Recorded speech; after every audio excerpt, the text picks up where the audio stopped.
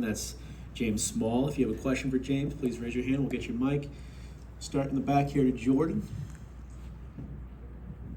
Jordan Bianchi, The Athletic. What's this offseason been like for you guys after last year? Well, you didn't have any wins. You guys had speed, but again, no wins. Yeah, we're just been like super excited to get going. Like the team, it's hard to explain. Like we never get down on ourselves, but everybody's just been super motivated to get back to the track, and we know what we're capable of. And you know, Martin's a different person right now, and he's super motivated, and we're all behind him, and just we knew we could do this, and we just need to hit it right. And I think we learned a lot last year on. You know, we had races where we had a lot of speed and things didn't go right, but we also had races where we made poor decisions. And I think we learned a lot, and you know, you saw when we get it right today is what we're capable of. You said Martin is different. How so? He's just super excited. I think he, you know, last year was, you know, a big disappointment for all of us, and he knows we're better than that, and he's just ready to get going, and we all just want to prove everyone wrong. There's no points for this, and this is an exhibition, but is this a statement or anything like that? I guess. You know, especially the way we started last year here, we were a bag of dicks, and to come back and, you know, turn it around like that, that gives us motivation for all the tracks we go to, and yeah. Anything else for James? Go to Zach, then come up here to John. Zach Sturdiola, NASCAR.com. James, congrats on this. How different, if at all, was the track this year compared to last year, and just how much different did you have to set up the car, just knowing what you learned throughout the entirety of the season last year? Well, for us last year, throw it out the window. But, you know, looking at, you know, the good cars last year and versus the way it was today, is very different. Just going into the night, you know, it's way cooler. You know, the track was a lot freer, which is kind of what we thought would happen when it cooled down, and just it never got into those long runs until, you know, maybe a little bit at the end there. But it was hard with all those refires, you know, and you set your car up in one way, and it's the trouble with, you know, the next gen car and, well, any car, but you know, you can work on your setup and have a philosophy, but depending on how the race unfolds, sometimes that might be completely wrong if it's all short run versus long run. And you know, thankfully at the end we got into a little bit more of a long run scenario. But yeah, I think we just learnt a lot. You know, the whole field has learned a lot. You can see, you know, everybody's a lot closer and handling better. And yeah, it's 1 year, and I'm sure in another year we'll learn a lot more. Go to John and then Jeff. JohnNewBehavior.com. So following up on something that, you know, Jordan asked, with the way that last year unfolded with there being constant, you know, late cautions that would disrupt strong runs and then lead to a different person taking the lead, how satisfying was it for you guys that you're able to just survive all of these constant restarts and still, you know, get to victory lane? Yeah, no, it was. You know, it came across my mind there when the 34 brought the caution out at the end. I'm like, oh, here we go. It just seems like it's just the story of our life on the 19 car. And yeah, no, he did great. And, you know, we were battling a lot at the end with our brakes and things like that. And, you know, very, very satisfying to save, you know, all those restarts. And he did awesome. Thank you. Go to Jeff. Is there room for this kind of racing, you know, for like an actual points race, not just an exhibition, or should track this small always be an exhibition? I think it should always be an exhibition. I'm not sure how,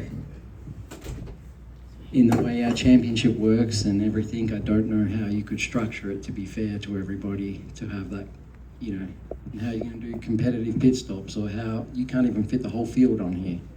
And yeah, I think it's better, in my opinion, whether that's right or wrong, it's probably wrong, that it stays an exhibition race.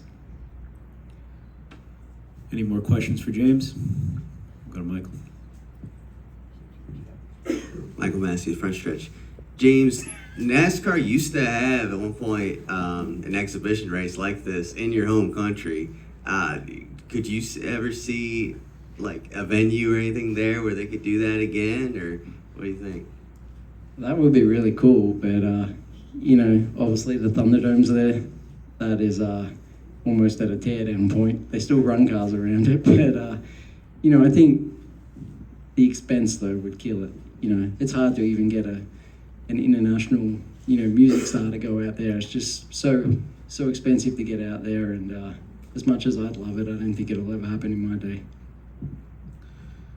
Anything else for James before we go to Martin? Anything from upstairs? Okay, James, congratulations. Thank you for your time. Thank you. Okay, if you have a question from Martin, please raise your hand. We'll get you a mic. We'll start up front to John and then head to the back. John, NewBeHeavy.com. So I asked James this before he came in, but how satisfying was it for you that with all of those late cautions, you were still able to, get the job done after last year and all those crazy situations that unfolded? Yeah, it was definitely satisfying. I mean, anytime you win, it's, obviously satisfying, but I had some good guys around me, Austin and Kyle raced clean, and, for the most part, I've never had really any big issues with those guys. So, I mean, you come to a track like this, it's pretty easy to just blow the corner and knock the guy out of the way in front of you. No matter, it's just easy to do. So, thankful they didn't do that. They gave me a lap to get going, and obviously, we were fast enough to drive away from them. We'll go to the back to Jeff, then Jordan, then Zach. Over the years, you and Kyle might have gotten along the best or raced each other the best of all the JGR teammates. Like, you guys seem to get it with each other. And I was kind of like, on that restart, I was kind of like, ooh, are things going to change now? Did that go through your head at all? Like, were you worried that he would race you any differently now that you're not on the same team? No, I never thought about it once. We had a really good race in our heat race today, and we talked about it after, and it was like, hey, that was pretty fun. We put on a little bit of a show for a heat race, run side by side for the lead and swap it back and forth 2 or 3 times. So, we've raced together for a long time. We understand the sport. I've got a ton of respect for Kyle, obviously, and I feel like he's one of the guys that gives it back to me, and goes all the way back to 2004 when we ran for a championship against each other, and we probably didn't get along very well then, or we didn't cut each other many breaks back then. But I think we've all grown up around the sport and raced together a lot, and understand that we're going to be racing together a lot, and it's a lot easier to do things the right way and have that respect. Jordan Bianchi, The Athletic. Your crew chief, James Small, said that you're different this offseason. I'm wondering if you are different, and if so, how? Mad. Because of last year? Yeah. Which leads just just determined, and just have a lot of fire in my belly to go out and change what we did last year. We had if you look at all the statistics, we had a decent year. We were consistent. We scored a lot of points. We struggled on short tracks and road courses, which ultimately is what kept us out of the playoffs. But just so many times that we felt like we were doing the right things and probably should have won a couple races, and they got away from us. That was very, very frustrating. Knowing that we were, doing everything we needed to do to win, it sucked. So just wanting to go out and show them what we can do. We've been very fired up this all season, working very hard, all of us, and it's just nice when it all works out and you can come to the track and things go the way you hope they will. And hopefully we can do a lot more of that. We got a lot going on good in our camp at Toyota. I got a great team. I knew they were great last year, and we'll just see how far we can go. But I feel really good about things. So fired up and excited. And it's just a good feeling to be able to win a race. And even though it's not points or anything, it's good momentum. You kind of touched on it there, but is this a statement in some way? Mm-hmm. No, I just think for us it makes us, it reminds us that, we're doing the right stuff, and we can still go out and win any given weekend. And we felt that way last year, but it never happened. So you always get those questions, right? Like, are we fooling ourselves or whatever? But it's just always nice when you can finish the deal. And Racing's funny, you know. Like we didn't really change anything the way we do stuff. We just try to focus and buckle down and say, okay, well, these are the things we got to look at and work on, and that's what we did. And we had a little fortune tonight. The 41 was really strong. He had some issues, and we've certainly been in that position a lot as well. So not sure how that would have worked out if he didn't have issues. He was really strong, and then the restarts just worked our way. And I was having tons of brake issues all night and throughout the second half of the race, so just lucky to be able to put it all together and hang on those restarts for sure with the brake issues I was having. Go to Zach. Zach Sterniolo, NASCAR.com. Martin, kind of along those same lines, what can a win like this, despite it being an exhibition race, do as far as momentum to carry into Daytona and to start this season on the right foot?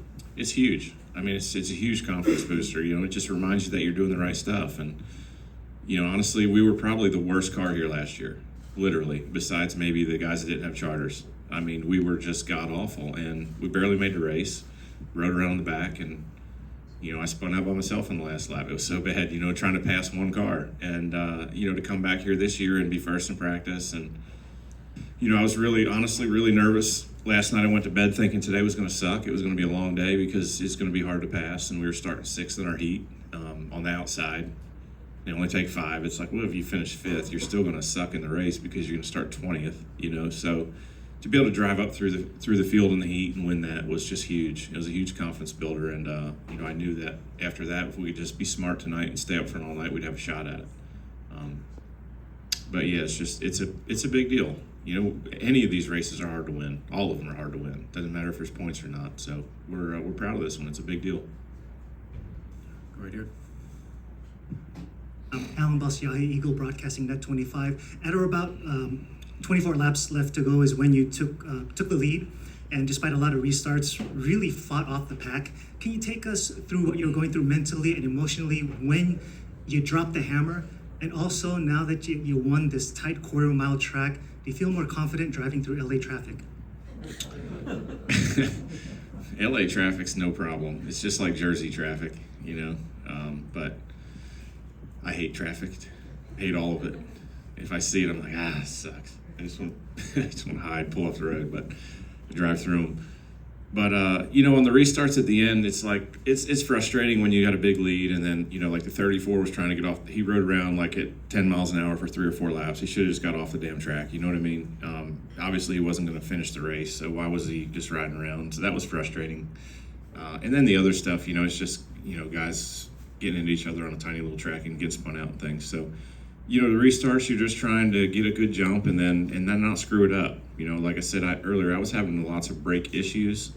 I'm not sure what was going on. Our rear brakes got too hot, or we did something and we lost all our rear braking, and I started locking up front tires getting in the corner, and I just kept putting more rear brake in, and I was about to be out of adjustment. I've never ever in my whole entire career put that many rounds of rear brake in a car. So I was a little nervous about that, and I was kind of locking up all 4 tires getting in the corner and just trying to make the corner. So it was a little sketchy at the end, but everybody was out of tires, and we had so many restarts and so much air in our tires that everybody just kind of was slipping and sliding. So luckily, I was just able to get a good enough jump and get cleared, and then just try not to give it away and totally miss a corner. Go right here. Jerry Chang of Pepperdine Media. This is a very exciting event, even though it's preseason. What does it mean to you that you're participating in this event? It's fun to come here, but it's a lot more fun to win it. Last year wasn't all that fun, so this weekend was a blast. Earlier, you also said you're more determined. Is there any event that you have sort of a checklist so far this season? We'd like to win them all. We're 1 for 1 right now, so that's a good way to start. Daytona 500 is a huge race. It's the biggest race of the year for us, and go there with momentum's great. Been really close there before. It'd be an awesome one to check off the list. For the last row here. Thank you. Congratulations. Thank you. And apart from all the hard driving and hard work you put in today, just over the couple of days in preparation, even Friday, Saturday, and Sunday, culminating today, your vibration, your thought, your perspective on the fans that turned out for the event tonight. Yeah, it's definitely exciting. You know, it's a different venue for us, and it's kind of got a different vibe with all the things going on and the history around this place, and you know, like giving away the medals and doing the podium, and it's a unique event. It's a one-off deal, and it's you know, it's fun. We've done the Clash for a long time, and it's never really been kind of hyped up like it is now, being its own standalone event, and I think that's really neat. Especially doing it somewhere totally different like here with a lot of history. So it was definitely it's definitely a lot of fun, and hopefully, you know, the fans keep supporting it and coming out, and you know, there's no telling what we can make this thing into. Good question upstairs. Luis Torres, the podium finish. Congratulations, Mark. And with you being competitive this time around, did it in any way remind you of the Busch North days back then, where the beating and banging on a short tracks like these? Yeah, it was funny. After Victory Lane, I was like, I've raced a lot of races that are 150 laps, because most of our races back then were 150s, right? And I don't ever remember one taking that long. So that felt like a 400-mile race. Like, it was forever and ever. Caution, caution, caution. So, yeah, we raced on a lot of tracks there was a lot of beating and banging like that, especially for me up front on those restarts. You know, how many times we kind of, you know, go back and forth, and it definitely reminded me a lot of those short tracks back in those days. But not really taking each other out, just running hard, rubbing a lot, and kind of getting out of shape. It was a ton of fun. I believe there's another one upstairs. Hey, Martin, Jenna Fryer, congratulations. You said a couple times you had fun tonight. In the moment, the way that race was, as choppy as it was, the beating and the banging, is that fun? When you're not getting spun around, turn around backwards, yes. You know, when you're up front and you're just kind of, you know, banging and beating, and you know, guys are sliding into the corner, making mistakes and all that, that's fun. It's no fun when you just get run over and turned around, which I feel like is a lot of what was going on with all the cautions. Luckily, we weren't involved in that. We had a few instances where it got close, but we were able to hang on. So, yeah, it's always fun to be up front and have a shot at the win. Had you not won, would you still think it's fun? Yeah, I mean, I feel like if I would have finished up front, which there's a lot of points in the race where I felt like I didn't really have the car where I needed it to be to win, and I was still enjoying it. So to answer your question, yeah, as long as, nothing, really stupid happened, I think I would have had fun most of the time. Come back down here with Michael and then Jordan. Michael Massey, front stretch. You mentioned Ryan Preece, 41 car, kind of being the only one that gave you a run for your money, pretty much. How shocking was that to see, a driver you didn't race against last year, a car that's not typically up there, be the one that's like you're struggling to track down? I'm not shocked at all, really. I mean, he's a great short track driver. Won tons of short track races, modifieds, etc. He's run a lot of races on tracks like this or similar to this, so I wasn't surprised at all. And I've raced with him before, and he's in really probably better equipment now than he's ever been, and I'm sure he's got a really good team. So I wasn't surprised. And at that point in the race, I felt like my car was off, and when he got the lead from us there, he didn't get the lead from me. I think I was second at the time. He got by me on a restart, then got the lead. So he was just really strong at that point in the race, and I didn't feel like my car was that good. For whatever reason, the second half of the race, it really took a long, long time for my car to get going, which it's kind of been that way all weekend, but it felt like the second half of the race was even more so. I think just because it was cooling off outside, and the track temp was dropping, it was taking longer to come in. And we were starting to get real equal to him, maybe a little bit faster when he started having his issues. So no telling what would have happened, but it was fun to race with him. He's a great kid, and he's a great talent. Okay, we'll take two more. I'll go to Jordan and then wrap up upstairs. Could this race be a points race here? No. How you going to put all the cars out there? How you going to do pit stops? Bristol, you don't have pit stops. It's dirt. Different. I mean, I don't know. I don't think we can get 36 cars. You going to put 36 cars out there? 38? Hell yeah. I think you do. Maybe somebody doesn't think you do. I don't make those decisions, but I mean, in my opinion, I don't think it should be, but it's such a great event. Why would you want to screw it up and make it a points race? You know what I mean? It's like a one-off deal. The Clash used to, since I've been doing it, it just kind of got boring, from back in the day when it was just pole winners from last year. Then it was champions, and then it was everybody that made the playoffs, and it just got all weird, right? And now this is really cool. It's got its own identity, fun race, all the way out here in a cool venue that's got a lot of history. So I don't know. I think it's kind of got a good vibe to it now. Let's not maybe screw that up. And we have enough points races. How many are we going to have? Where are you going to take it from? No. Fontana's awesome. Well, next year's on the schedule. They'll figure somewhere out to go. Maybe. And we'll close it out upstairs. Sorry. Nick Charles Curry, Annenberg Media. You mentioned track temps when talking about Priest. How much of a difference do you think that it taking longer for tires to come in the second half? How much of a contribution do you think that was to all the chaos in those first 10 laps? Yeah, I would say that it was probably a big factor. The restarts. I mean, I felt like I was John Force out there all night, just smoking the rear tires. I mean, during the cautions, 2 or 3 times every straightaway, just trying to keep them warm. And everybody was doing that because it just, the tire's so hard, the track's, brand new pavement. It does not, these tires don't like to cool off. So, yeah, I would say that's a lot of it. You're just sliding so bad on restarts that, guys will get in the corner and can't, they're locking the brakes, they can't turn. They can't get the rear to hook up, so they're just sliding into each other. And that was, I'm sure, a big factor. Daytime racing probably would have been a little bit less as far as cautions go, I think. Okay, Martin, thanks for the time. All right, Congratulations. yep. Thanks, guys.